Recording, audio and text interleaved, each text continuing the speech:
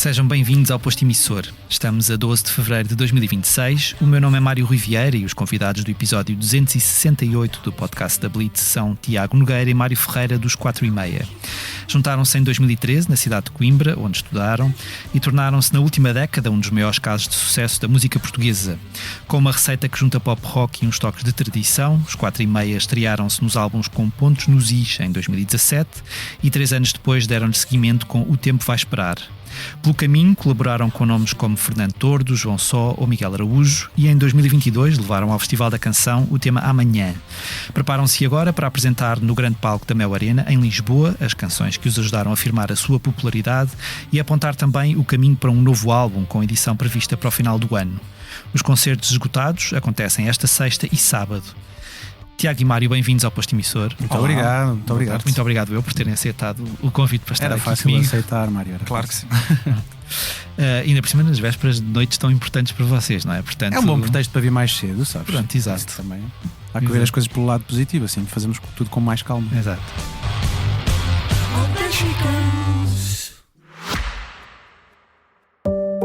Olá, sou a Georgina Angélica. Eu sou a Paula Cardoso. Juntas criámos o Tal Podcast, um espaço de conversas reais, profundas e sem filtros.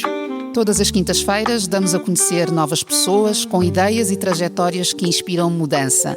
Podem ouvir-nos em todas as plataformas de podcast e nos sites do Expresso e SIC Notícias. Espero bem que a tua teoria esteja errada e que Começando precisamente por aí, para esses dois espetáculos esgotados na Mel Arena, o que é que eles significam para os 4:30 neste momento? São o iniciar de um novo ciclo? São... Qual é que é... Não sei se será bem o iniciar do novo ciclo ou de certa forma até encerrar aqui uma fase da banda.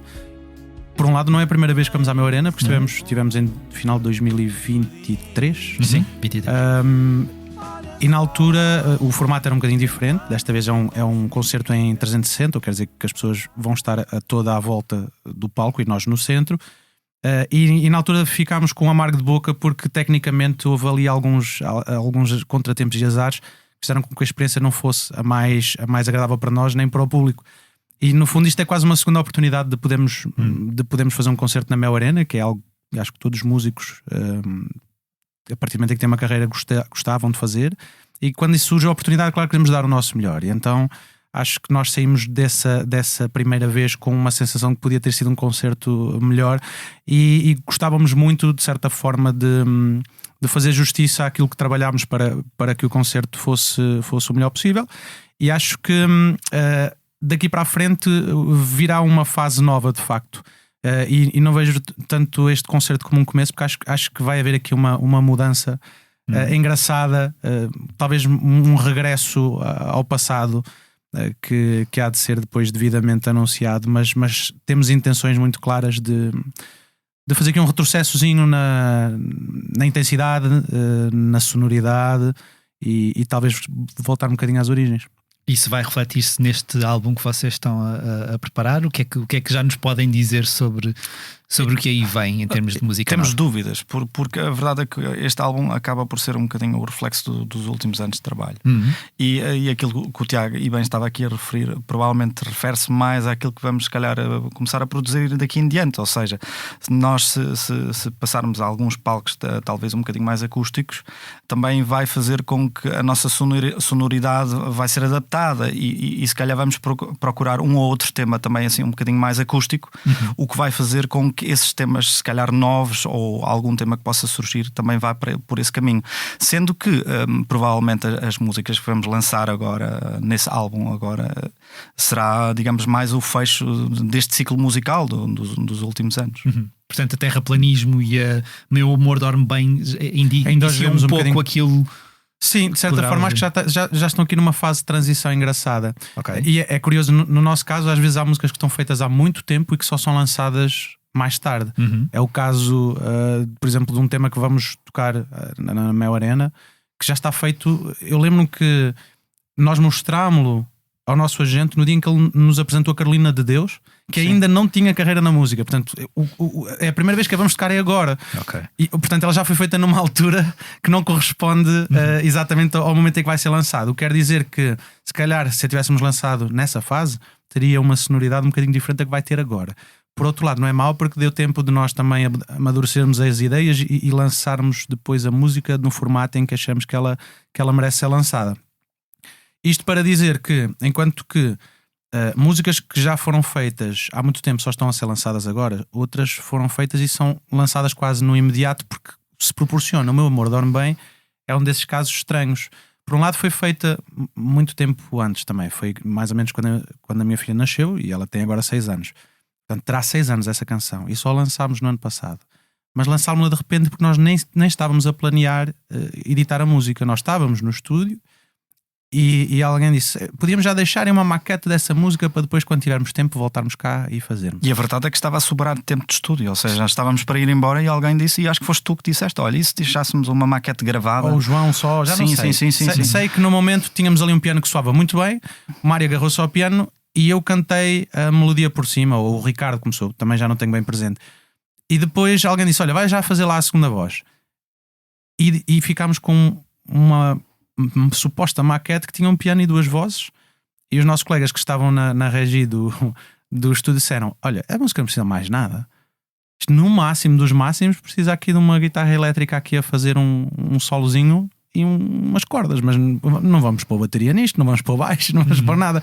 E uma música que não era para ser lançada foi lançada. E num formato mais minimalista do que estava pensado. E foi das músicas mais rápidas que alguma vez lançámos, desde o processo em que começámos a gravar. Tocar, sim, aliás, nós nunca ensaiámos juntos. Exato. Nunca ensaiámos todos juntos antes desse momento, o que é curioso. E tem um registro mais minimalista porque naquele momento nos pareceu que era o que favorecia a música. E nós gostamos desse registro minimalista. O nosso grande problema é que nós somos 6. Não dá para ser minimalista. Nós estamos constantemente a estragar o momento uns dos outros, que é quando alguém sente: este espaço aqui na música era fixe para eu tocar aqui uma coisa assim, e alguém por cima já está e acaba-se ali o momento de minimalismo cortado logo pela raiz. Não há hipótese. No final do ano passado, vocês divulgaram a vossa interpretação de Perdidamente, do poema da Florella Espanca, que vai ser incluído no álbum de homenagem à poetisa. Foi um grande desafio pegar naquelas palavras que têm aquele peso, não só porque o poema é inacreditável e é super bonito, mas também porque aquele poema já tinha sido musicado e de forma tão impactante pelo Estrovante. Por um lado sim, por outro lado foi a forma mais direta para nós de conseguirmos participar. Isto porque na altura surgiu-nos um desafio do João Só, que estava a produzir o álbum, e ele também produz as nossas músicas e é um amigo com quem trabalhamos já há alguns anos. E o desafio inicial não era cantar uma música que já tivesse sido editada, era musicar um poema de Florella Espanca. O problema é que muitos dos sonetos da Florella Espanca não são propriamente musicais. São fantásticos quando lidos, quando escritos, mas depois é difícil encontrar um ritmo que possa favorecer a letra ou encaixar a letra num ritmo que tentemos colocar. E nós não estávamos propriamente com muito tempo para dedicar a uma ideia dessas, porque nem as nossas próprias músicas estávamos a conseguir ir ao estúdio gravar. E estivemos a ponto de desistir de participar.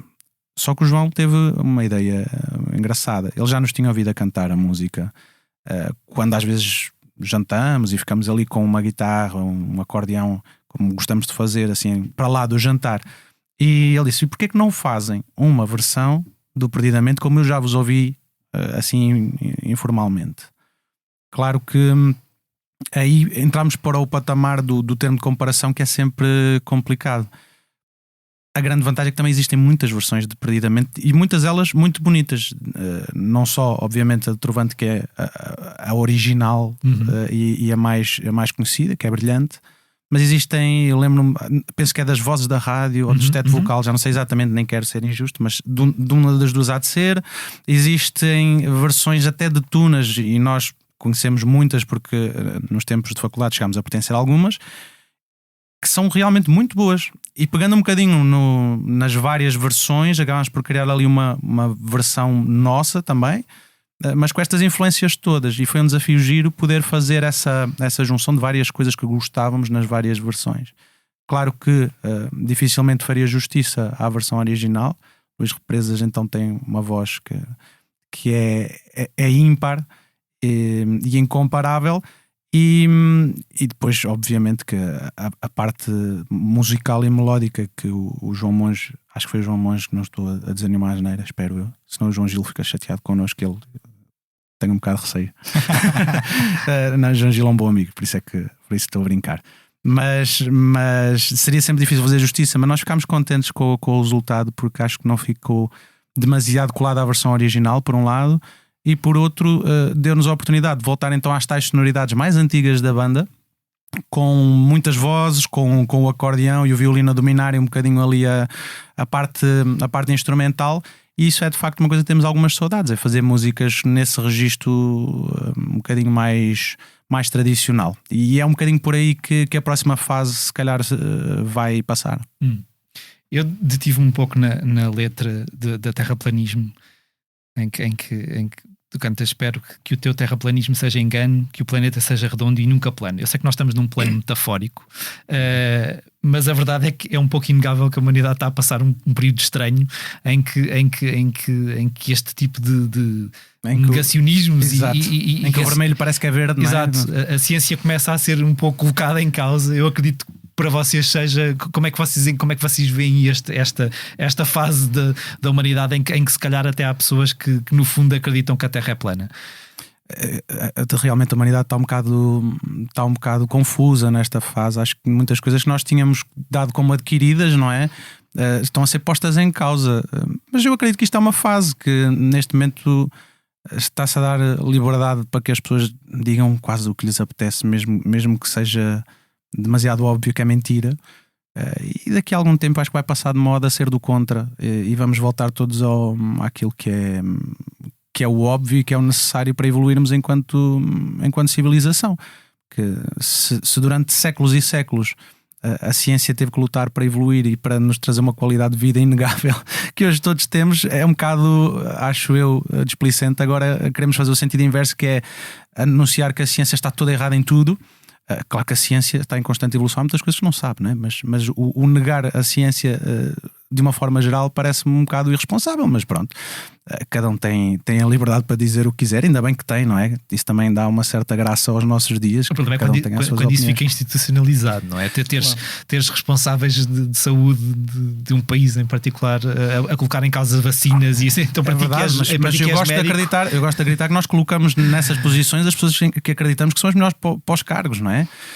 E portanto, a partir do momento em que as colocamos, vamos ter que lidar também com o seu lado negativo. Toda a gente, mesmo as pessoas da ciência, também têm as suas más decisões, certo, não é? Certo. E têm as suas coisas que são um bocado impensáveis e fora da caixa. Portanto, há muitas pessoas da ciência que são também pessoas altamente religiosas, e à primeira vista poderiam ser coisas que nem casavam, não é?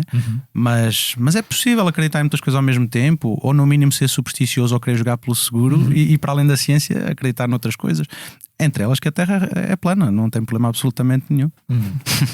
Regressando agora bem lá atrás, vocês recordam-se do momento exato em que perceberam: epá, temos aqui uma banda? Vocês lembram-se do momento em que isso se tornou uma realidade para vocês? Esse momento não será 2013, eu acho que será provavelmente 1 ou 2 anos depois, porque as coisas começaram de uma forma muito descontraída, e digamos que nós nos conhecemos na faculdade, em que nos encontrávamos no final ou das aulas ou digamos nessa altura, e aquilo que acontecia, nós juntámos-nos para um único concerto no Teatro Académico Gil Vicente, que acabou por correr bem, e a partir daí surgiram alguns convites, ou seja, fomos tocar um congresso médico, salvo erro, depois fomos tocar também antes disso fomos a Valdecâmara, não é? No verão. Sim. Em que nos pediram um concerto de 1h30 e nós não tínhamos músicas suficientes para esse concerto. Há sempre músicas, tu podes repetir a mesma infinitamente. Mas nós só tínhamos ensaiado provavelmente umas 5 ou 6 músicas. Sim. Até lá. Tivemos que quase triplicar. E então tivemos que nos fechar em casa do Tiago durante 2 ou 3 dias, em casa do teu pai, Não sei se te lembras. Até não lembro, ainda cheira àquela gente toda na sala do...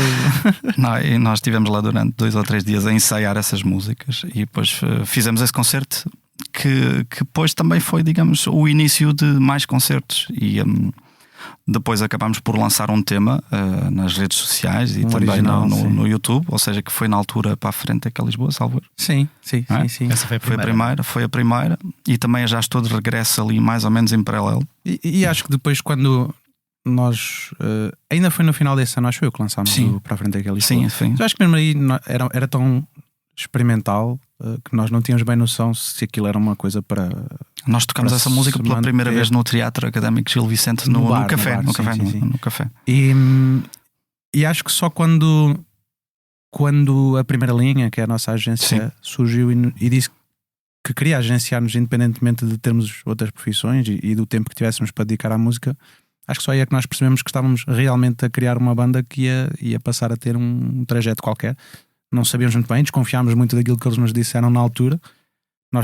Lembro-me que tínhamos um concerto programado. Era a primeira vez que víamos tocar a Lisboa, aqui no teatro do bairro.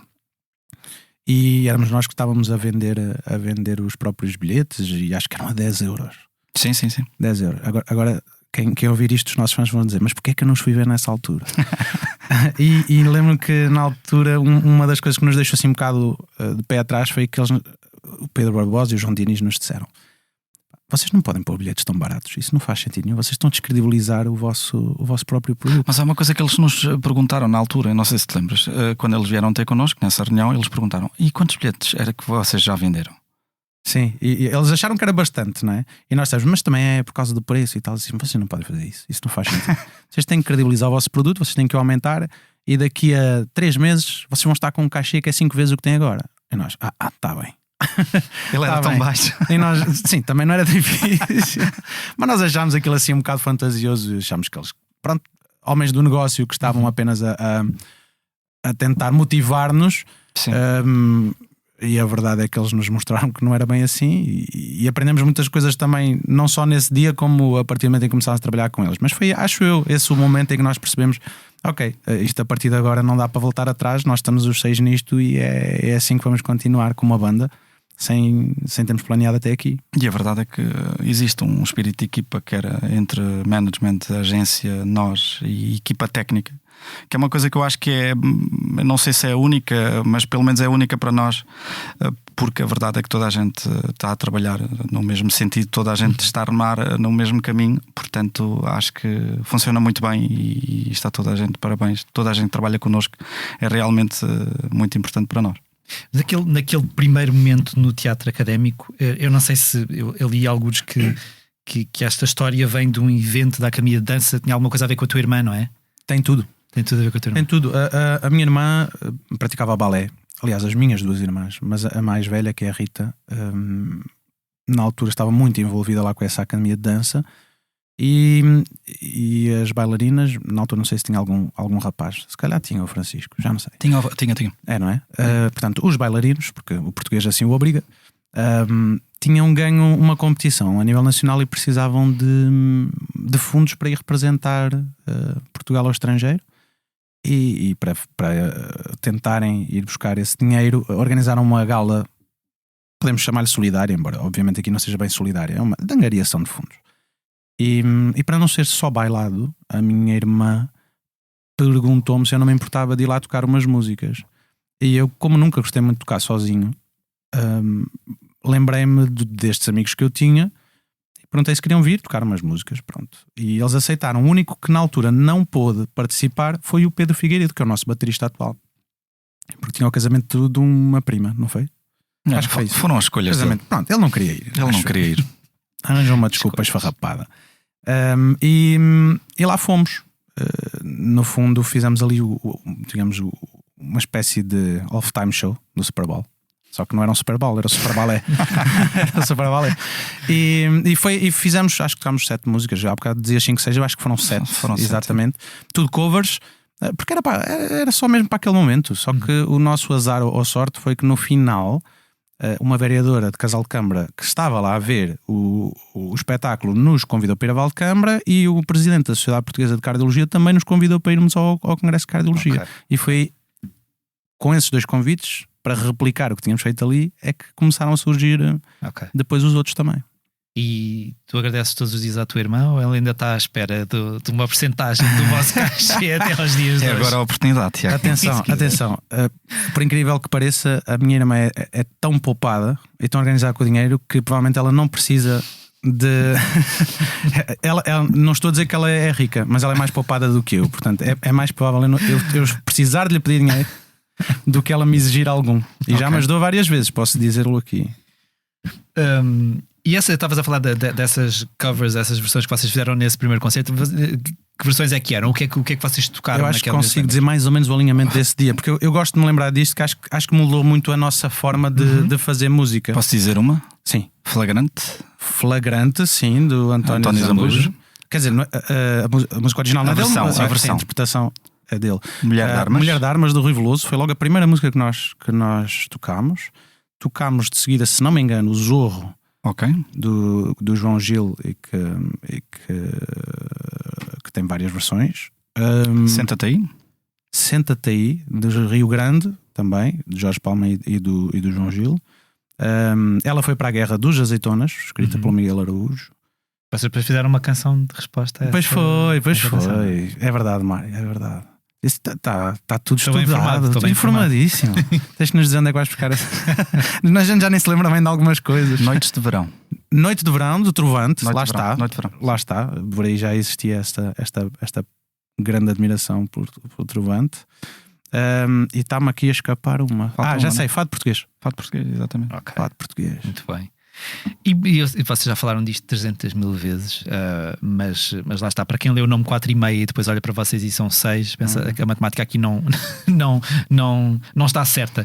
Quando o Pedro Figueiredo entrou ou ficou assumidamente como elemento da banda, vocês não pensaram em renomear para 5,5? Pensámos, só que nós na altura já tínhamos feito algo que hoje em dia é muito óbvio para os jovens que estão a tentar se ingrar na música, mas que na altura não era assim tão habitual, que era ter material disponível nas redes, sendo que na altura as redes eram outras, e muito passava sobretudo pelo YouTube e pelo Facebook, e nós tínhamos já uma página de YouTube com as músicas desse primeiro concerto.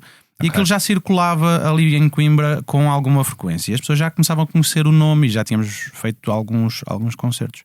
E havia inclusive comentários, até do próprio Miguel Araújo, a vídeos nossos. Era estranho, depois de já termos ali uma pequena base de gente que nos acompanhava, estar a alterar o nome. E por outro lado, o nome também não diz nada sobre a banda, e não. Portanto, é um nome assim meio aleatório. Então, para que mudar? Mantivemos o que tínhamos. Mas discutimos isso várias vezes. E também chegámos à conclusão que os 5,5 não soa tão bem como os 4,5. Os 4,5 têm algo mais de ritmo ali, não é? Ok. Não é? Vês? Queres acreditar nisso, não é? Deixa-me viver o meu sonho. O facto de vocês serem 6 pode dificultar ali quando há divergências ou quando há votações, não é? Se for votar alguma coisa, se a coisa se repartir a meio, fica mais complicado. Quão democrático é a tomada de decisão? Quão democrática é a tomada de decisão É uma democracia musculada, não é? Musculadíssima. Se pensarmos no Rui, é muito musculado. Basta pensar quando estamos com amigos e temos só discutir onde é que vamos jantar, não é? Se formos 5 ou 6, raramente há um consenso. Portanto, imaginem isto em todas as decisões que nós tomamos. De qualquer das formas, nós vamos sempre pela maioria, e eu acho que até tendemos a concordar a maioria das vezes, sendo que há temas em que também penso que cada um reconhece uma certa autoridade intelectual de um ou de outro para falar sobre alguns temas. Há coisas que eu nem me atrevo a discutir com o Mário, porque sei que ele sabe muito mais do assunto do que eu, e portanto não vale a pena sequer eu estar a insistir. Se ele me dá a opinião dele, eu respeito. Um bocadinho por aí. Ou seja, temos quase departamentos um bocadinho específicos dentro da banda. Departamentos é um termo muito... Eu achei puxado, mas departamentos é bom. Mas temos dentro da banda quem, por exemplo, se dedique mais à parte musical e quem se dedique mais à parte administrativa, por assim dizer, quem se dedique mais às finanças, quem se dedique mais à inserção de coisas nas plataformas. Isso acaba por tentar explorar um bocadinho as competências que cada um tem, e nós vamos um bocadinho. E também equilibra mais as coisas, tendo em conta que vocês têm vantagens. Tem algumas vantagens, porque às vezes surge uma ideia que parece bem a 1 ou 2 ou até 3, e de repente chega alguém e cai em cima dessa ideia e destrói completamente, a dizer: vocês são loucos, isso não faz sentido nenhum. E de repente aquilo faz mexer, e de repente pensamos todos: se calhar não devíamos ir por aí. E tudo isso às vezes até é uma boa consequência. Há bocado estavas a falar das tunas. Vocês conheceram-se no circuito das tunas, ou a amizade ainda é prévia a isso? Prévia a isso é a minha amizade com o João Cristóvão. Nós fomos colegas de turma no secundário. Aliás, arrisco-me a dizer que eu, até conhecer o João Cristóvão e o irmão, que é o Vítor Hugo, eu pouco sabia tocar de guitarra. E eles é que me foram ensinando umas coisas, inclusivamente tentaram que eu entrasse no conservatório. Então, posso fazer uma pergunta? Quem é que ficava na mesa da frente e quem é que ficava na mesa de trás? Eu acho que eu ficava na mesa da frente. Não, minto. O João ficava mais à frente. Mais à frente? Porque ele, como é assim caladito, os professores gostavam mais de o ter perto, que era para obrigar a falar de vez em quando. E eu, como não me calava, ia lá pela fundo do quintal, mesmo assim para a horta, né? Lá para o galinheiro. E nós, pronto, inclusivamente no secundário chegámos a participar em alguns concursos que envolviam música entre escolas ali da zona. Depois, quando fomos para a faculdade, perdemos um bocadinho o contacto, os três, eu, o João e o Vítor.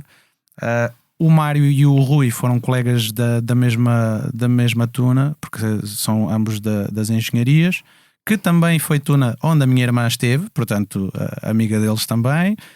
Eu, o Ricardo e o Pedro conhecemos na Faculdade de Medicina. O Pedro já tinha acabado o curso quando o Ricardo entrou, porque há 8 ou 7 anos de diferença entre os dois. E como nunca ninguém chumbou, que é uma publicidade importante passar aqui, são médicos de confiança, eles dois. Eu não sou, mas eles dois são. Acabámos por nos conhecer todos no seio da Tuna Medicina. O João Cristóvão, que foi para a ESEC, que é a Escola Superior de Educação de Coimbra, fazia parte de algo que tem o nome de Tuna, mas que na verdade é uma orquestra, que é a Tuna Académica da Universidade de Coimbra. Se não me engano, acho que é a mais antiga do país dentro do seio universitário.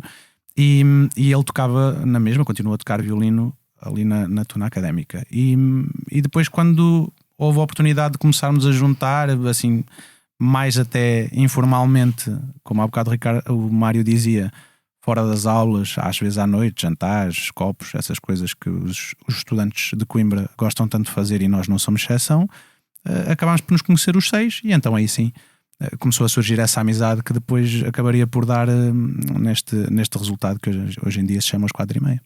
Agora, obviamente não menorizando o trabalho todo de um curso de Engenharia Informática, o curso de Medicina não será pera doce, não é? Equilibrar a tua atividade na Tuna com o estudo, com o curso, também era de alguma forma uma maneira de tu conseguires equilibrar ali a tua saúde mental, porque não há de ser um curso em termos de estudo que te renda muito tempo livre, não? Eu não ponho tantas coisas nesses termos porque eu não conheço os outros cursos e não sei a dificuldade deles. Aliás, neste momento ali na nossa zona é mais útil o Rui do que eu, que estão viadutos a cair e ele é que é engenheiro civil. Independentemente do curso ser difícil, fácil, acho que isso é subjetivo e depende muito de cada um. Se calhar haverá quem ache o curso de medicina fácil e quem ache difícil. A verdade é que pertencer a um grupo como a Tuna é algo que nos preenche muito os dias e que nos alegra, porque é um ambiente realmente amigável. Nós dávamos todos super bem, éramos amigos e continuamos a ser todos muito amigos uns dos outros. E seja isso, seja o desporto, seja outro tipo de arte, eu acho que é importante na vida das pessoas. Acho que a pessoa esgotar-se numa profissão é uma existência um bocado triste, porque vivermos para trabalhar, acho que dá um significado tão diminuto aos nossos dias, que mesmo que tenhamos uma profissão de que gostemos muito, acho pouco, sinceramente. E eu sempre fiz desporto, sempre gostei de teatro, sempre gostei de música. Para mim, assim que deixei o futebol, que era o que eu fazia até entrar na faculdade, e durante o primeiro ano de faculdade, assim que me vi forçado a deixar o futebol, entrei logo na Tuna, porque me pareceu que era o caminho seguinte, ou aquilo que me estava a faltar naquela fase da vida. E acredito que para o Mário também tenha sido semelhante, independentemente dos cursos serem diferentes. Eu acho que Ele sempre viu a música, se calhar até mais cedo do que eu, porque ele começou a tocar acordeão bem cedo. Sim, eu aprendi a tocar acordeão na Alemanha. Portanto, na Baviera, conseguem imaginar? Conseguem agora? Consigo. Tu nasceste na Alemanha? Nasci na Alemanha, sim. Nasceu na Alemanha. E estive lá até aos 16 anos. Portanto, pois, mas acredito que também vias a música como uma coisa que preenchia muitos dias. Acho que a música preenche os dias de muita gente, mesmo que não se dediquem como nós nos dedicamos, não é? Assim, nós acabávamos por ser imigrantes na Alemanha e, portanto, os dias lá são um bocadinho mais cinzentos, ainda mais cinzentos do que cá. Portanto, a música acabava por ser também um escape e uma forma de trazer um bocadinho de alegria até aos meus pais e aos familiares e fazer um bocadinho... tornar os dias das outras pessoas um bocadinho melhores, e que é o que na verdade ainda hoje gosto de fazer e acho que todos nós gostamos de fazer. Tu eras membro da Tuna da Faculdade de Medicina e tu eras membro da Quantuna, não é? Quantuna da Faculdade de Ciências. Eu não conheço muito sobre tunas, na verdade, mas estive a investigar, e isto pode ser uma pergunta polémica ou não. A Quantuna é uma tuna mista. Exato, desde o seu início, não é? Sim. E a tuna da Faculdade de Medicina divide-se, não é? Há uma tuna feminina e uma tuna masculina. São duas tunas separadas. Como é que vocês encaram isto? Ainda faz sentido manter essa tradição? Mantém só mesmo porque é uma tradição? Eu acho que em muitos locais o que acontecia era que não havia um número de alunos tão grande que justificasse haver uma tuna só para rapazes e uma só para raparigas. E acho que isso foi a principal motivação para começar a existir tunas mistas, porque isto é uma tradição que não é propriamente nascida em Portugal. Isto vem de Espanha. Sim. E lá é que era assim, era só homens, e acho que são pouquíssimas as tunas femininas em Espanha, se é que existem, eu nem sei. Agora, fazer sentido ou não? Há bastantes, não é? Sim. Há muitas, até porque lá está, há escolas e politécnicos que têm muito menos alunos, eles conseguirem gente para formar uma tuna só de rapazes, ainda por cima sabendo que os rapazes normalmente estão em minoria em muitos cursos. E as meninas noutros, como é óbvio, provavelmente foi o primo móvis para começarem a existir tunas mistas. Eu acho que depois o pessoal gostou tanto da coisa de poderem conviver uns com os outros, que nem fez sentido depois, quando as coisas começaram a aumentar, separar uma coisa que estava bem feita à partida, não é? Acho que não há nem certo nem errado. Acho que é bom existir. Mas essa discussão é quase como o fado de Coimbra ser cantado só por homens ou não. As tradições existem até nós querermos criar um novo paradigma para as coisas, e em Coimbra já aconteceu. Penso que foi exatamente na última serenata. Foi na última, sim. Pela primeira vez, mulheres cantarem na serenata monumental em Coimbra, o que obviamente, pelo menos para mim, que sou de Coimbra e que sempre vi as coisas muito estagnadas em termos culturais e ligadas ao fado de Coimbra, é algo que eu até saúdo com algum entusiasmo, porque acho que é um passo em frente, é abrir portas para se fazer coisas novas, e acho que isso é sempre importante. E quais são as grandes aprendizagens que vocês guardam dos vossos tempos nas tunas? O que é que... Muitas coisas engraçadas.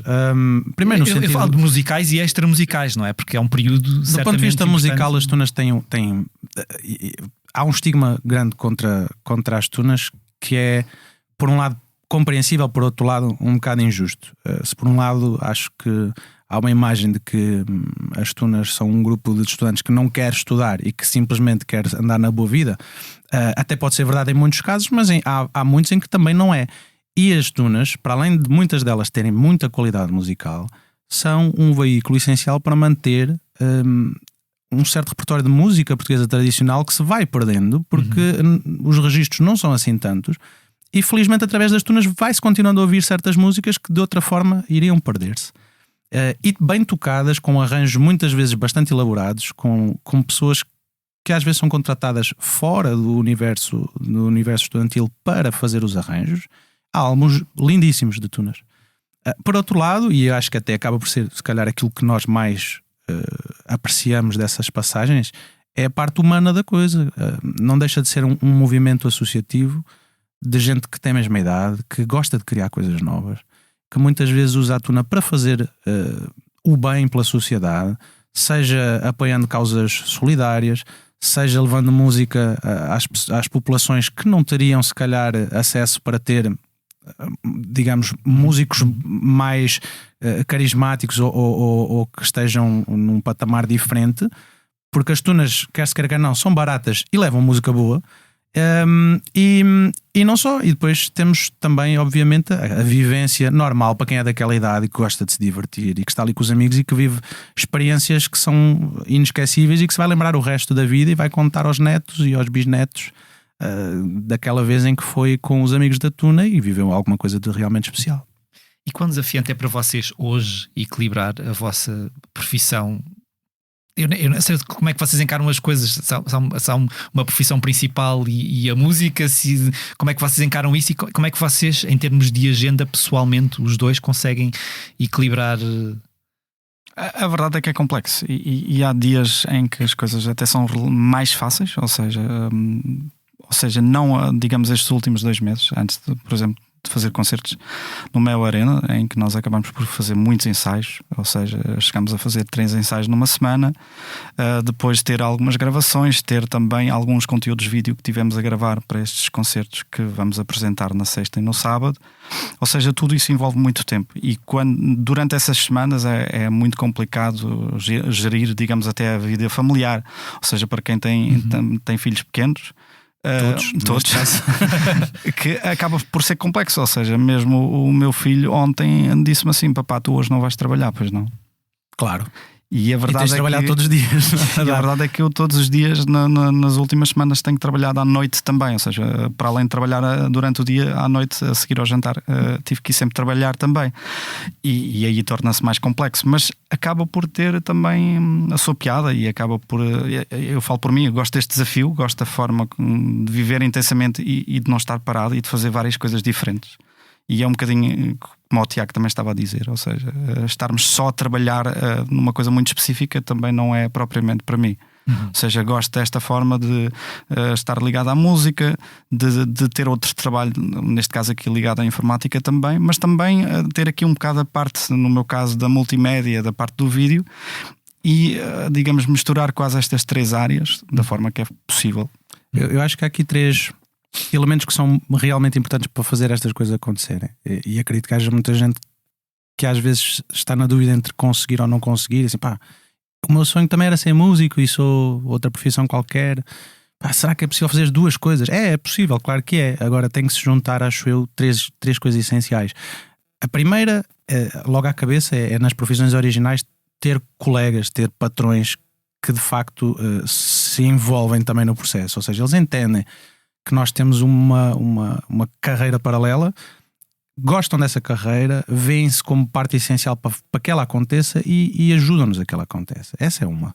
A segunda é nós, enquanto banda, percebermos que com tanta coisa nas nossas vidas, há momentos em que um ou outro não consegue acompanhar os timings uns dos outros. Não consegue acompanhar. E fazes, por exemplo, estou-me a lembrar o Ricardo, o nosso vocalista, neste momento está a terminar o ciclo de estudos de neonatologia. Ele é pediatra e tem sido semanas terríveis, que ele tem que apresentar o currículo, tem que escrever muita coisa, faz no entretanto turnos de 24 horas e ainda vem aos ensaios e aos concertos. Portanto, é uma fase em que nós tentamos de certa forma tirar algum peso de cima do colega, e é aqui que entra a amizade e a noção de que um grupo só funciona se todos remarem para o mesmo lado. Portanto, enquanto existe esta solidariedade entre os 6 de tentar libertar um pouco de consoante as fases de cada um, há sempre essa possibilidade de conseguir gerir as coisas. Esta é a segunda. E a terceira é obviamente a família, porque para nós podermos fazer estas coisas todas, alguém tem que estar em casa a fazer o que nós não conseguimos ter tempo para fazer ou a fazer aquilo que realmente gostávamos muitas vezes de poder estar a fazer, mas não dá. E aqui, obviamente, que as nossas esposas são esposas ou namoradas, dependendo dos casos, são a peça essencial no meio disto tudo, porque para nós podemos estar aqui e toda a gente dar-nos uma palmada nas costas e dizer: a Mel Arena, fantástica, não sei o quê. Alguém está a fazer um trabalho absolutamente incrível em casa e com os nossos filhos, com quem nós também sentimos sempre que estamos em prejuízo e com pena de não poder também estar mais tempo com eles. No teu caso, Tiago, há pacientes teus que de repente se deparam contigo à frente e que ficam tipo: espera, mas eu conheço a tua cara, conheço a tua cara de algum lado. E já alguém te pediu para cantar, por exemplo? Já alguém te pediu para... Já há sempre coisas estranhas a acontecer. Numa fase inicial, certo? Sou cirurgião torácico, sim. E já aconteceu uma vez eu ligar a uma doente que me disse que não podia vir para a cirurgia porque tinha um compromisso nesse dia e não veio. E eu disse: pronto, depois vou chamá-la noutra altura. E quando a chamei noutra altura, ela entra na consulta e diz: o doutor é dos 4h30. Então eu não vim à cirurgia porque fui ver um concerto seu. Olha que bem. Grandes prioridades que a senhora tem, realmente. Deixe-me dar-lhe os parabéns. A música acima da saúde. É isso mesmo. E como acontecendo outras coisas engraçadas, às vezes fico com a sensação que as pessoas reconhecem e não sabem de onde, que é uma hipótese. O facto de sermos uma banda também nos resguarda um bocadinho. Acho que as pessoas não reconhecem tanto a cara. Mas Coimbra é uma cidade pequena. E como somos uma banda de Coimbra, e não é muito frequente existirem bandas em Coimbra com uma dimensão assim, as pessoas se calhar também estão mais atentas e, portanto, muitas vezes conhecem. E algumas perguntam se eu vou cantar durante a cirurgia delas. Algumas perguntam se eu vou cantar para eles adormecerem. Assim, não, o antes disto é que faz adormecer. Não sou às vezes eu. há cirurgias em que se pede às próprias pessoas para elas isso cantarem, é neurocirurgia. Isso não é a tua área. Não, eu é pulmões e costelas e pouco mais. Não. Agora, recuando mesmo muito lá atrás, como é que vocês se aperceberam os dois que a música iria fazer parte da vossa vida? Onde é que nasceu a paixão pela música? Eu não sei muito bem quando é que isso aconteceu, mas deve ter sido nos primeiros concertos, se calhar ali em Lisboa, quando fomos. Não, estamos a falar mais antigo, ou seja, na tua vida. Quando eram, sim, quando eram miúdos, quando é que perceberam? No meu caso, a minha família sempre adorou música. Os meus pais adoravam. Em minha casa, na casa dos meus pais, não é? Está sempre a ouvir-se música e é impressionante. Há lá uma aparelhagenzinha e eles gostam de ouvir CDs. E há CDs estão tão riscados e a minha mãe continua a pô-los. Às vezes eu entro em casa e está aquilo só e a mãe que foi parou agora. Parou agora como parou nas outras vezes todas. É o mesmo CD que tu ouves. E os meus pais adoravam ouvir música e cantar. Eu lembro que o meu pai cantava muitas vezes Zeca Afonso para eu dormir. E a minha mãe também sempre adorou ouvir música. Consta que na minha família havia uma bisavó que cantava muito bem, não faço ideia, mas não havia ninguém que vivesse da música nem perto disso. Acho que era mesmo só o gosto que a maior parte das pessoas tem de gostar de música e de gostar de cantar.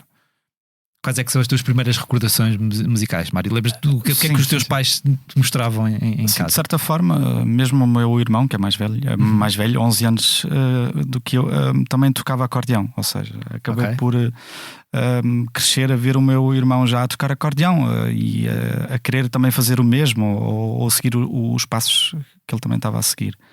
E a verdade é que esse percurso depois foi ligeiramente interrompido, porque depois foi a passagem da Alemanha para Portugal, aos 16 anos, em que eu fui tirar o 11º e 12º ano na Sertã, e depois fui para Coimbra e conheci aqui estes colegas.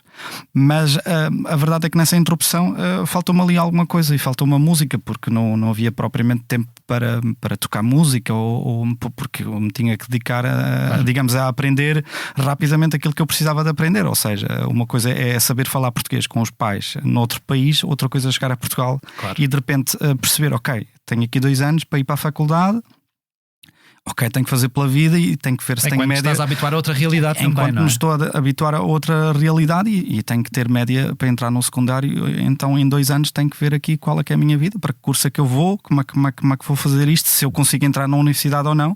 E a verdade é que consegui, com a média do 11º e 12º ano, porque eu fiz o 10º ano na Alemanha e não contou, digamos, para essa média. Mas isto tudo para dizer que quando cheguei a Coimbra, aquilo que rapidamente me despertou foram, lá está, os grupos académicos que de repente eu percebi, ok, eu gosto desta música.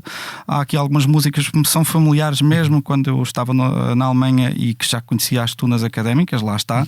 E então, o acordeão encaixava bem ali também. E o acordeão encaixava bem, então fui a 1 ou 2 ensaios e a malta disse, olha, porque é que não ficas e ficas aqui na tuna também? E depois a verdade é que em paralelo conheci também rapidamente também o Ricardo e o Tiago, porque lá está, as tunas acabam por conviver e estar ali numa zona de convívio bastante próxima em alguns convívios. E a verdade é que começámos a tocar logo rapidamente algumas músicas juntos que nem faziam parte, digamos, desse repertório das tunas. Ou seja, eu lembro-me de conhecer o Ricardo num espaço em Coimbra que é chamado As Químicas, e nós nos juntarmos às 9 da noite e sairmos lá às provavelmente 3 da manhã e tivemos esse espaço de tempo, sempre a estudar. Esse espaço de tempo todo a tocar música, e a música sem parar. 6 horas ininterruptas, é verdade. É verdade. Mas eu posso fazer uma pergunta ao Mário? Sim, eu sei que não é o meu papel, mas tem a ver com isto. O acordeão, no fundo, na Alemanha também para os teus pais, calhar era visto como um símbolo da Portugalidade, ou não? Como é óbvio. Apesar de na Baviera também tocarem, mas é de teclas ou é de... Lá está, o acordeão na Alemanha é maioritariamente teclas, daí eu também ter aprendido acordeão de teclas. E a questão é, faz todo sentido essa pergunta, porque é exatamente isso. Ou seja, os meus pais tinham saudades de Portugal, tinham saudades da música portuguesa, e lá está, estamos a falar que eu nasci em 85 e nessa altura não havia YouTube, não havia Spotify, não havia absolutamente nada. Havia algumas gravações e havia uns gravadores e havia cassetes, ou seja, ainda nem sequer estávamos na era do CD. E portanto, para a minha mãe acabava por ser uma forma de conseguir ter algumas músicas, o filho a aprender essas músicas. Então eu lembro-me de ser pequenino e a minha mãe dizer: olha, vou-te ensinar uma música. E ela cantava e eu tentava acompanhar essas músicas de ouvido. Eu tinha aulas de música numa professora alemã, em que eu aprendi as polcas e as valsas alemãs e da República Checa e por aí fora, e de repente chegava a casa, tocava aquelas músicas e a minha mãe dizia: olha, isso é tudo muito giro, mas não queres cantar aqui uma música portuguesa? Exato. Toca uma que eu gosto. Não, mas é mesmo isto. E ela, sou eu que paga as aulas. E ela de repente cantava uma música ou duas e eu tentava acompanhar de ouvido. E a verdade é que isso também fez com que provavelmente desenvolvesse aqui um bocadinho a questão do ouvido musical. E a guitarra apareceu ali também na adolescência, não é? Mais ou menos. Sim, na adolescência. Ainda sabes a Dunas do GNR de cor até obrigatoriamente, hoje, claro. A primeira música que toda a gente aprende na guitarra, as Dunas. Por acaso eu acho que na altura a primeira coisa que eu aprendi, como eu aprendi sozinho, comecei só por tocar uma corda. Não tocava as 6 cordas, nem fazia acordes. E hoje já tocas mais? Eu lembro que a primeira coisa que eu aprendi a tocar era uma música chamada La Cabra. Okay. La cabra. Já sei. Exato. E eu acho que essa foi a primeira música. E só depois é que evolui para as Dunas. Eu tinha uma tia, e tenho, que ela felizmente está muito bem. A minha tia Sílvia tinha uma guitarra, só que ela não costumava tocar, nem sabia tocar. E essa guitarra estava lá em casa dos meus avós. E eu achava sempre imensa graça quando chegava à casa dos meus avós, pegar na guitarra e tentar tocar qualquer coisa. E houve um Natal qualquer, já não me lembro bem quando, que os meus pais compraram uma guitarrazinha. E pronto, e foi aí que eu comecei a aprender sozinho. E depois mais tarde então com o João Cristóvão e o Vítor Huguet comecei a aprender um bocadinho mais. Há pouco já falámos daquela primeira canção, Para a Frente aqui é Lisboa, que me parece uma canção bastante otimista, não é? É um incentivo a viver e aproveitar a vida. É esse o vosso estado natural? Vocês olham mais para o copo meio cheio do que para o copo meio vazio, enquanto banda, não é? Quer dizer, se calhar há uns elementos dos 4:30 que são um bocadinho menos otimistas do que outros, não sei. Está tudo dito. Não, eu ia só responder assim: quando a piada se faz sozinha, não é? Alguém que tem 2 profissões não pode ser otimista. Tem que ser otimista, porque senão vai sempre pensar que vai correr mal, não é? Nós somos realmente pessoas otimistas, embora também dentro da banda haja quem tenha os pés mais assentes na terra. Isso é fantástico de ver, porque realmente nós temos gente ali de polos muito diferentes e é muito útil ter os 2 polos em determinados momentos, que é quando alguém começa assim com ideias demasiado rocambolescas, alguém o puxa e diz: olha lá, mas tu tens noção do que estás a dizer?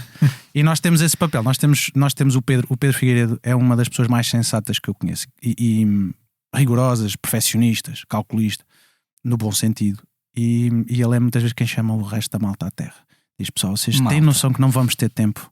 E depois começa a escrever nos grupos do WhatsApp com reticências. Nós sabemos que ele está chateado. Sim, então nós chamamos-lhe. Utiliza reticências. Quando ele utiliza reticências é porque realmente está mesmo indignado.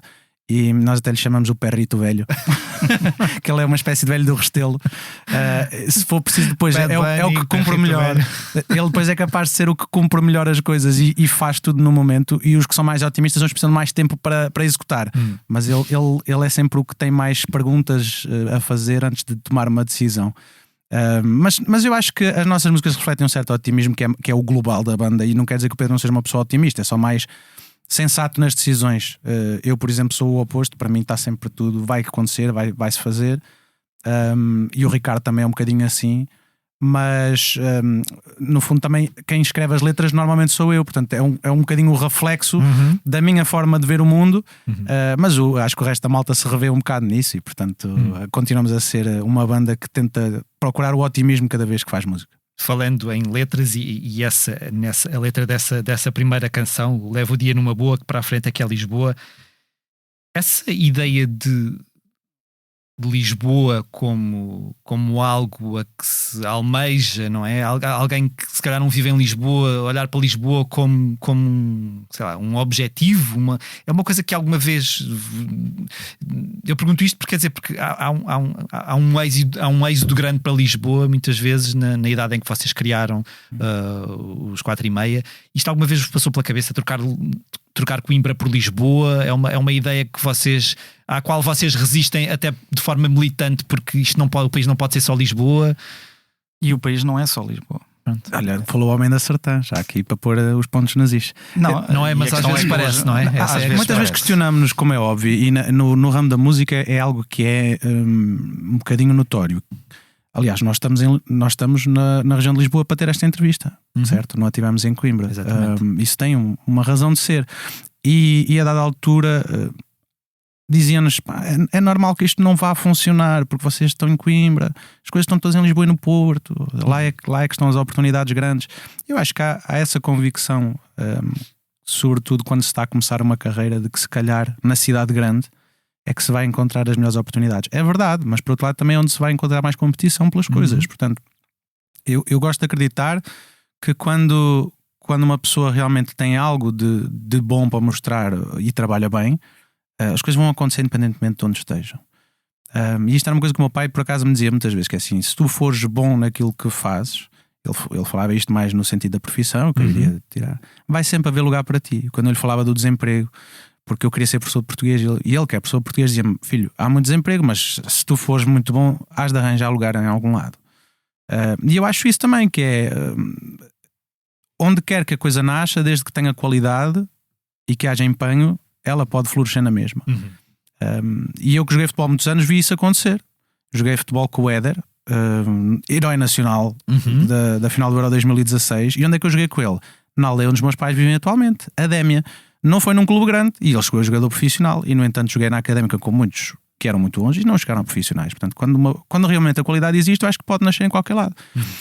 A expressão que deu origem aqui ao título da música e a parte do refrão é uma expressão popular lá da zona de onde os meus pais são, que eles são da Serra da Estrela, e a outra expressão alternativa não ficava muito bem numa letra, porque era para trás mija a burra.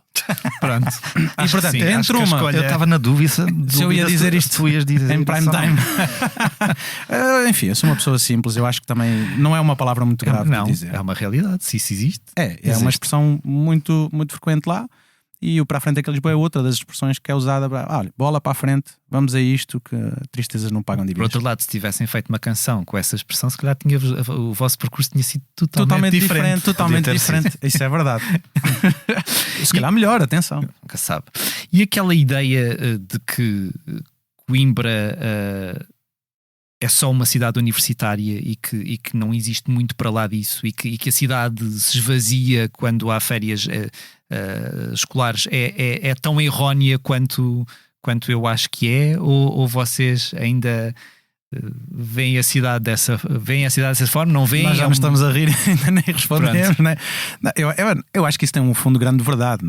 Coimbra é uma cidade de serviços e ao contrário de outras cidades da região centro que se foram desenvolvendo nos últimos anos à custa da indústria e da hotelaria e de muitas outras coisas, Coimbra sempre vive um bocadinho da universidade. É uma cidade onde as pessoas vão sobretudo procurar serviços de saúde, advogados, sítio para estudar, para se formarem. E é pena. Acho que tem mudado um bocadinho nos últimos anos. Nos anos mais recentes tem havido uma tentativa de facto de tornar Coimbra um polo um bocadinho mais agregador do que era. E acho que tem condições fantásticas para isso. Está ali numa zona privilegiada, é uma cidade calma, a uma distância bastante curta do Porto, de Lisboa, da praia, do interior. Portanto, ficamos num sítio muito interessante. E depois, ainda por cima, formamos muitas das mentes jovens do país que têm ideias boas, que são criativas, e eu acho que tudo isso merece ser explorado. Mas lá está, também não sou eu a melhor pessoa para dizer como é que isso se faz. Que gostava que Coimbra fosse mais do que isso, é verdade, porque de facto no verão Coimbra fica muito despida daquilo que é a sua vida, mas no resto do ano é uma cidade extremamente alegre e onde é muito bom viver. Eu pelo menos gosto muito de Coimbra. Cheguei a pensar vir viver para aqui, para a zona de Lisboa, quando tive que escolher a especialidade, mas acabei por ficar por lá por algum motivo também. Agora, óbvio que nós estamos a ter esta conversa, não consigo fugir a este assunto no momento em que Coimbra está a passar por uma fase complicada.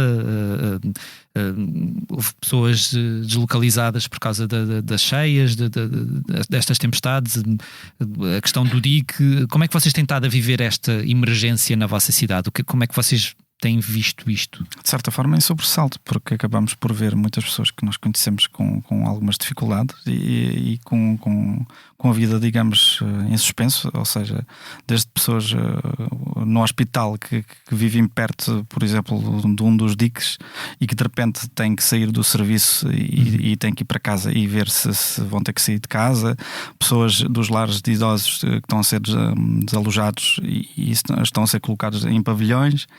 Ou seja, nós vivemos isso relativamente de perto, porque conhecemos algumas pessoas que estão nessas condições, tal como em Leiria. Ou seja, eu tenho familiares em Leiria.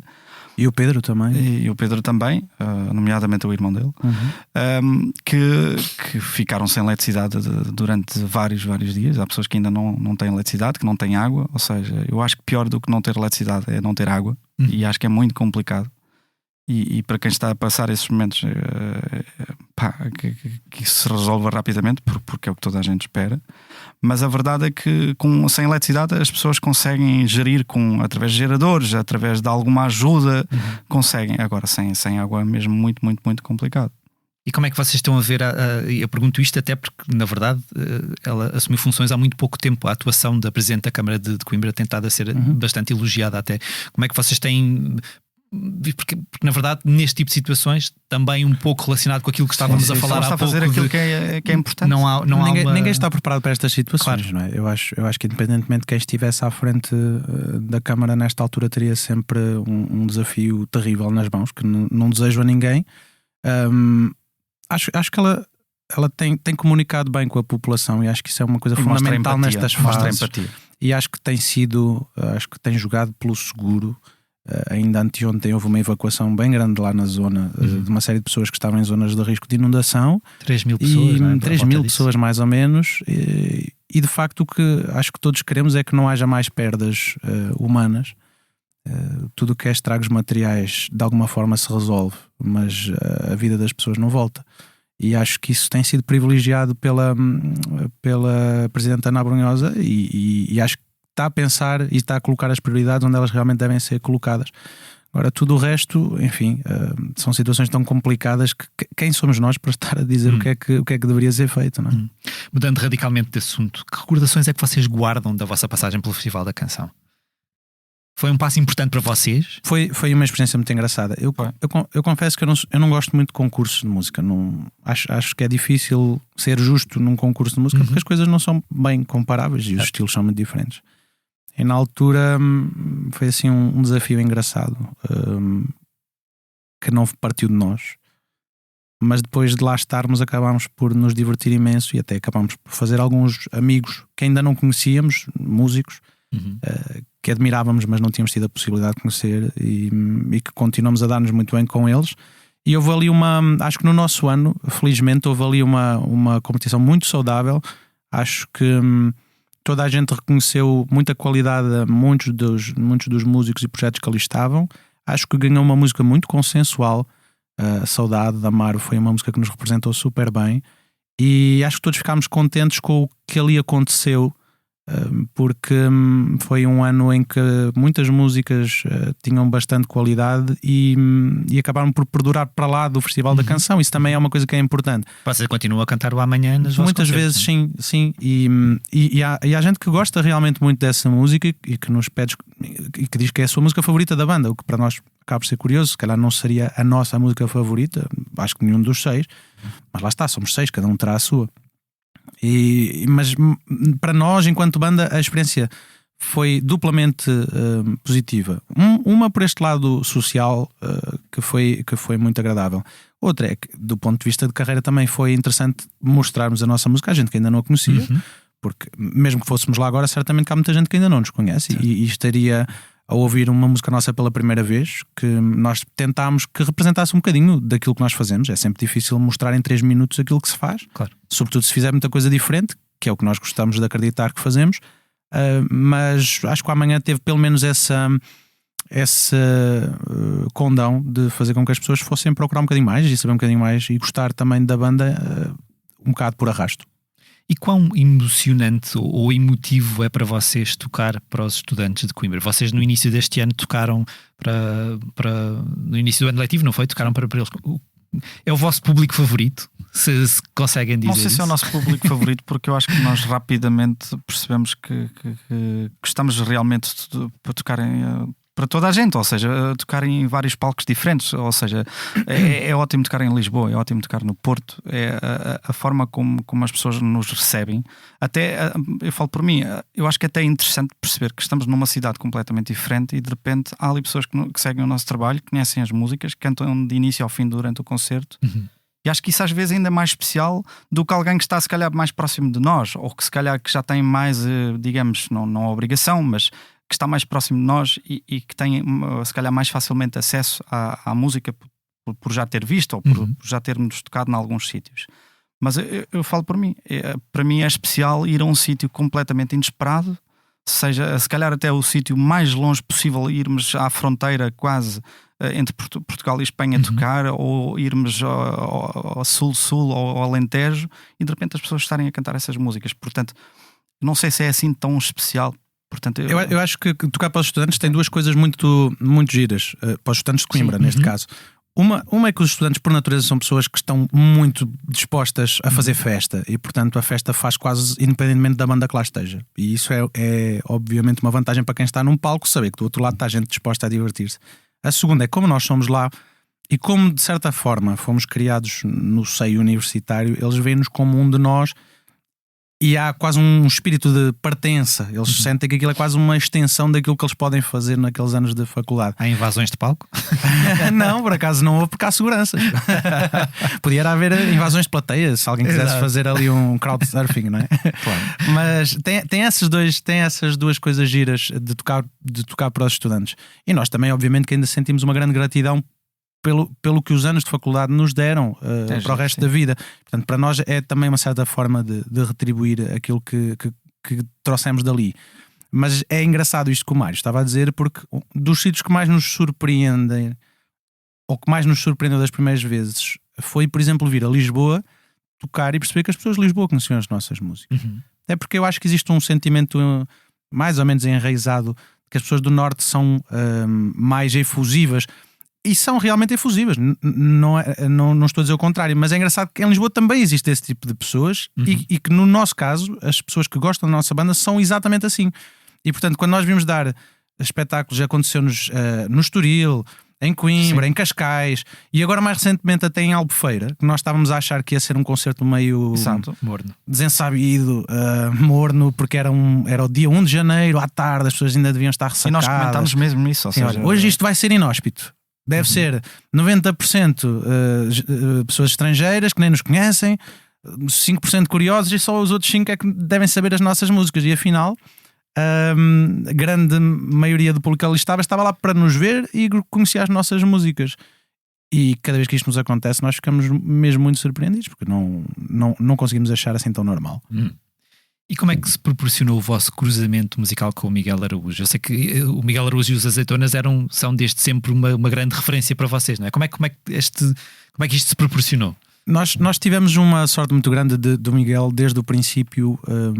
Ainda nós tocávamos com 3 ou 4 instrumentos acústicos e sempre a 3 vozes, a música inteira quase. Ter achado muita graça. Eu acho que o Miguel também tem uma influência muito grande da música popular. E aprecia realmente quem se dedica um bocadinho mais às letras, quem faça músicas do ponto de vista musical até se calhar simples, mas que tenham algum conteúdo. E ele desde o princípio que achou muita graça ao projeto. E nós tivemos também muita lata, há bocado falávamos sobre isso, da música de resposta ao Ela Foi para a Guerra. Nós fizemos uma música que era o Já Estou de Regresso Amor, e com os Azeitonas eram de facto uma referência para nós. Usámos essa música como resposta e colocámos-la no YouTube, lá está. E o Miguel foi lá comentar e nós ficámos todos orgulhosos. Epá, fantástico, o Miguel Araújo comentou. Nós na altura até, lembro-me do Pica do Sete, ainda não era uma música muito conhecida e o Mário tocava muitas vezes porque gostava muito da música. E um dia os Azeitonas vieram tocar às festas de Coimbra. E do alto da nossa lata, acho que foi o Mário, ligou ao Pedro Barbosa, que hoje é a nossa gente, a perguntar se nós não podíamos participar no concerto dos Azeitonas. Já não me lembro bem, porque nós endereçamos esse convite e depois houve uma mensagem a dizer: sim, quando formos a Coimbra, vocês vão ser convidados. Eu só sei, o Pedro Barbosa deve ter achado que nós éramos umas personagens gigantes, e somos, mas passou a mensagem na mesma aos Azeitonas. E eles acharam graça. Assim, fixe, venham lá cantar connosco. E nesse dia conhecemos a banda, conhecemos aquela malta toda, a equipa técnica e o próprio Pedro Barbosa. E no backstage, já depois do concerto, ficámos ali um bocadinho a tocar, como já era um clássico. E aqui o Sr. Mário, com o seu acordeão, eu lembro-me perfeitamente disto como se fosse ontem, mas acho que foi há 11 anos. O Miguel Araújo estava a mostrar uma música nova que ninguém conhecia, ele estava a mostrar, e o Mário estava ao mesmo tempo a tirar os acordes do ouvido e a tocar. E o Miguel perguntou-lhe: tu já conheces esta música? Isto é alguma cena, estou a fazer algum plágio que eu não saiba? Ele: não, estava só a seguir-te. E daquela noite nasceu ali realmente uma amizade, e o Pedro Barbosa nunca mais tirou o seu foco também do que nós andávamos a fazer, até ao ponto de depois, quando ouviu mais coisas, propor agenciar-nos. E com o Miguel, nessa noite sobretudo, nasceu ali realmente uma amizade e uma admiração que nós já tínhamos. Acho que ele foi criando depois, a seguir a esse dia, e no fundo os nossos registros musicais acabam por ser sobreponíveis em muitos pontos, e acho que a dada altura ele próprio teve essa noção de que seria muito giro podermos pegar precisamente naquilo que nos une musicalmente e tentarmos fazer algo com isso. E ele propôs-nos fazer um concerto a meias, literalmente a meias, ou neste caso tudo ao molho e fé em Deus, mais do que a meias, e já que íamos fazer concertos, porque não fazer músicas? E logo ali ficou estabelecido que se íamos dar um concerto juntos, então também devíamos fazer uma música juntos. E foi aí que e agora já finalmente temos duas. E se calhar vamos ter mais para a frente. Essa intenção existe e é muito possível que venha a acontecer. Agora, para finalizar esta conversa, uma pergunta difícil. Se um de vocês decidir que afinal até gostava de ter um percurso a solo, ou em nome próprio, os 4:30 terminam ali. Vocês já pensaram nisto alguma vez? Já houve alguém a pensar, tipo, se calhar até gostava de, ou não, uma coisa que vos passe pela cabeça? E se isso acontecer, não coloca em causa a existência dos 4:30? Eu não sei se tens informações que nós ainda não temos, não sei. Eu acho que eu posso falar por mim, não tenho qualquer problema com isso. A dada altura, chegou a passar-me pela mente se seria interessante ou não também ter uma carreira a solo, e rapidamente abandonei a ideia, porque me apercebi que de facto o que eu gosto de fazer é tocar com mais gente, e para mim tocar com mais gente, se pudesse ser com amigos, melhor ainda. Acho que mesmo que isso acontecesse, e pensando que qualquer um de nós pudesse fazer essa carreira a solo, isso nunca seria incompatível com fazer na mesma uma carreira com os 4:30. O problema é que depois, a dada altura, se a carreira a solo começar de facto a ter uma dimensão relevante, quer se queira, quer não, vai começar a chocar os interesses de uma coisa com a outra. Certo. E aí já entra depois a ética de cada um, profissão. Será que faz sentido? Será que não faz? Eu, ao aceitar isto, estou a prejudicar a minha banda. E eu pelo menos comecei a pôr as coisas nessa perspectiva, que é: eu não quero estar nessa posição sequer de ter que decidir se aceito um concerto ou se em nome próprio ou se vou com a banda. De modo que, no meu caso, pelo menos, tudo o que eu faço é sempre em parceria com alguém, é participar nas músicas de alguém, ou fazer música com o João Só, ou algo do género, mas nunca sozinho, porque tive sempre o receio que as pessoas começassem a confundir a banda com um só elemento. É o Tiago Nogueira dos 4:30, é a mesma coisa trazer cá o Tiago ou trazer cá a banda, é a mesma coisa trazer cá o Ricardo ou trazer cá a banda. E precisamente por não concordar com isso, e é uma coisa que nós também temos entre nós, é que sempre que possível estar mais do que um a representar a banda, porque a banda somos 6. Infelizmente não podemos estar sempre os 6, porque hoje, por exemplo, os nossos colegas ainda estão a trabalhar, vão se juntar também a nós mais logo. Também não cabíamos aqui. Cabíamos todos, assim, apertadinhos. Onde cabe um português, cabem todos. Bem, e nós gostamos muito de tentar transmitir às pessoas que isto realmente é um trabalho de 6. e de muitas outras pessoas que acompanham a banda, que nada se faz sozinho e que aquilo a que a banda soa tem precisamente o contributo dos 6. Ainda que, por exemplo, eu faça mais as letras ou que o Mário faça mais a parte digital e dos vídeos, a verdade é que se não estivesse cada um de nós em todas as músicas não soavam daquela forma e não seriam os 4,5.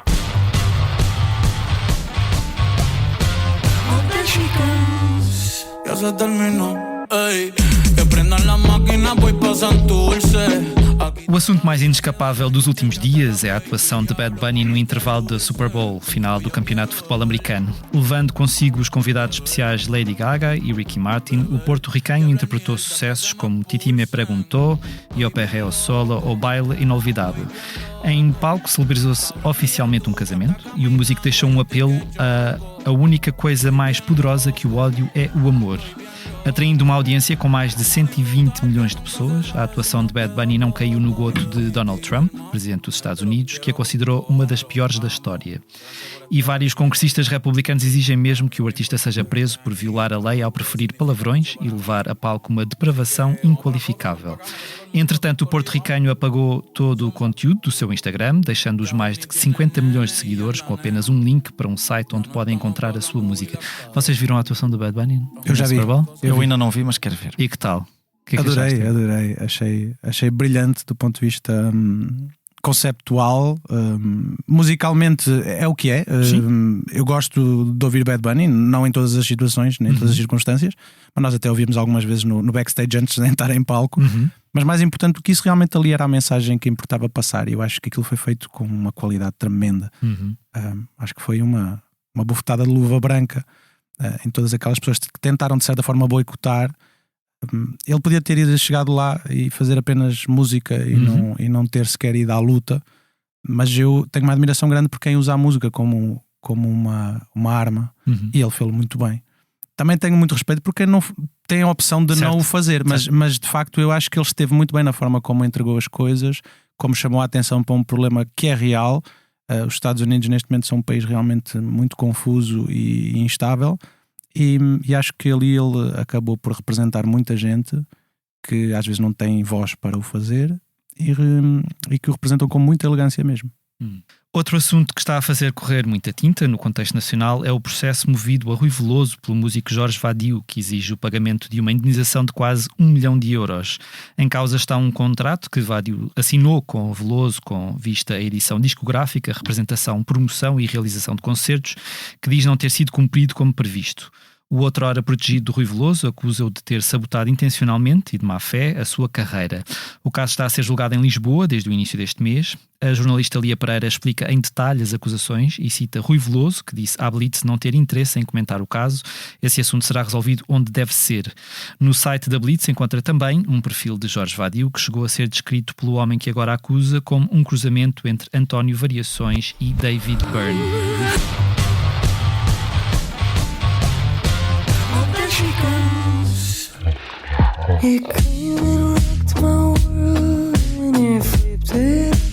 No segmento do Posto Emissor, em que falo habitualmente daquilo em que a equipa da Blitz anda a trabalhar, trago esta semana 2 sugestões de leitura alongada.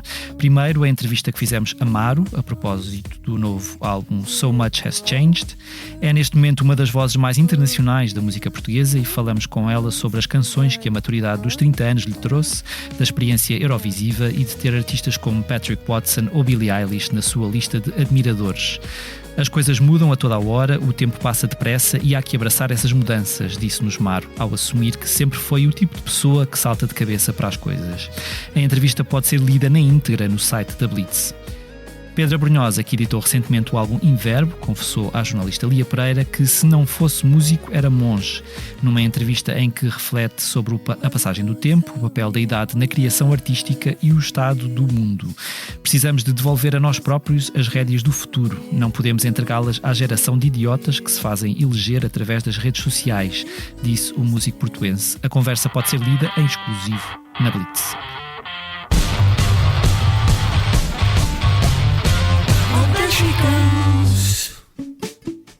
Vou-te dizer a luz começou. Agora, antes de passar à habitual agenda de concertos dos próximos dias, recordo que os 2 concertos esgotados dos 4:30, nossos convidados, na Mel Arena em Lisboa, acontecem esta sexta e sábado. O que é que está para lá destas 2 datas? Vocês já estão aí com a agenda de 2026, já está a começar a ficar composta? Vão anunciar mais datas em breve? Vamos.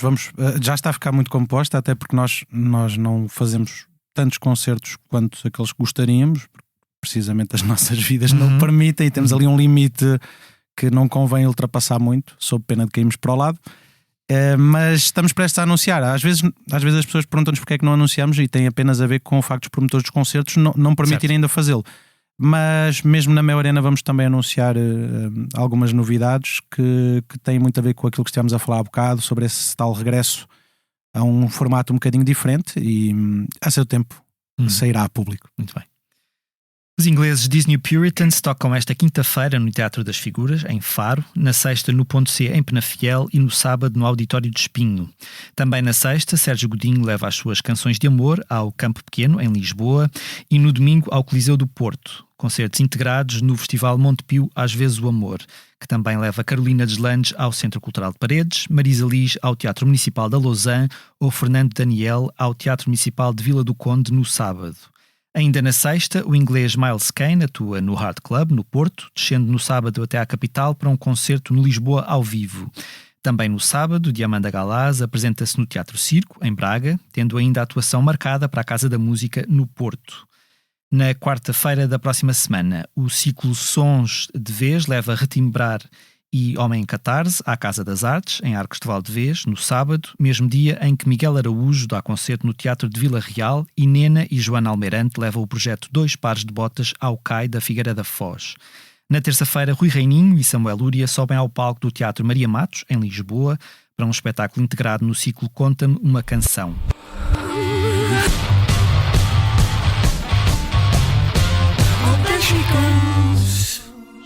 A terra gira em contramão, ficamos tontos sem direção. Chegamos assim ao fim deste episódio do Posto Emissor. Agradeço de novo ao Tiago Nogueira e ao Mário Ferreira dos 4:30. Os temas de abertura e conclusão são da autoria de Legendary Tiger Man. Eu sou o Mário Rui Vieira e a edição multimédia esteve a cargo de Tomás Delfim. E encerramos, como é hábito, com uma curta leitura dos nossos convidados. O que é que nos vão ler? O que é que trouxeram? Isto sem ter consultado aqui o Mário, porque na altura eu ainda não sabia se ele viria.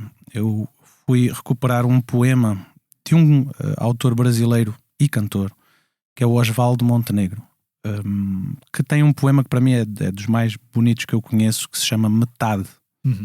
E que fala sobre algo em que eu me revejo muito, que é nós somos realmente uma mistura de muitas coisas e temos muitos perfis diferentes consoante a situação, e não somos apenas uma só coisa. E é precisamente sobre isso que fala. Que a força do medo que tenho não me impeça de ver o que anseio.